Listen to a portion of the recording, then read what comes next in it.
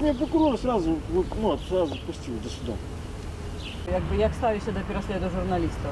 І наскільки це ввогуле? Это, я не понимаю, это ненормально какой-то в стране, где человек должен говорить свое и имеет право говорить, высказывать свое мнение. 33 статья Конституции Республики Беларусь. И тут постоянно прессуют, постоянно осуждают, кого-то хватают. Какое? Где мы живем? Даже не государство, это какой-то концлагерь, что ли, мы находимся? Тюрьма какая-то, тюрьма народов. Что это такое? Это полный беспредел. Это не должно быть так и близко, так не должно быть. Власть прекрасно понимает, что все говорят правду.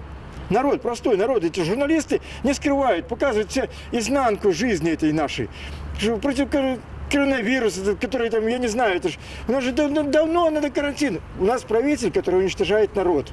Это прямо можно говорить, нас уничтожают. Вот и все. На суд я пришел только для того, чтобы как бы солидарность проявить, что называется, потому что в эти суды я не верю вообще никак. Это, это цыганский цирк просто-напросто, по-другому не назовешь. Его даже не существует этого суда.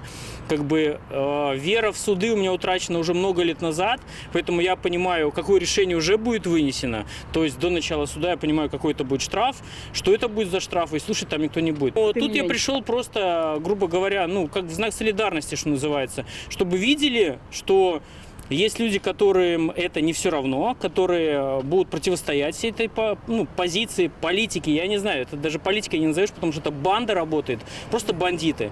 И вот этот бандитский скот, который вокруг нас сегодня консолидируется, что называется, и он все больше и больше, потому что чувствует свою безнаказанность, кажется, что уже никаких ограничений для него вообще нету. Вот ходить нужно только ради того, чтобы они понимали, что есть еще ограничивающий фактор, чтобы они дальше не запускали свои эти грабли и руки в этот беззаконие и в этот бандитский режим.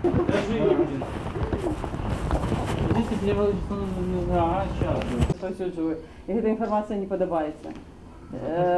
Ось є теж другий матеріал за корону, 30 чоловік. Якщо лепш 100 чоловік, то судов би не було.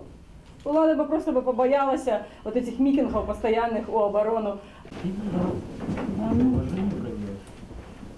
Я здравствуйте, прошу присаживаться. Просто видеосъемочку прекратите. Слухайте, это просто банальная помста за материалы про коронавирус, за материалы про переслід громадсько-політичних активістів. І з одного боку помста, з другого боку акт застрашення мене і журналістської супольності перед виборами, під час епідемії, пандемії. Ось. І нічого дивного не відбулося. Система ось гэта там починає від міліціянта там і кончає суддями ефективна у гэтым переследзе, заточена під переслід, вельмі добра виконує команду ФАС, команда дадзеная, они тут же ее выконали, все там, протоколы пишутся, постановы выносятся, штрафами караются журналисты. Нічого дивного нема. Так завжди було і так буде,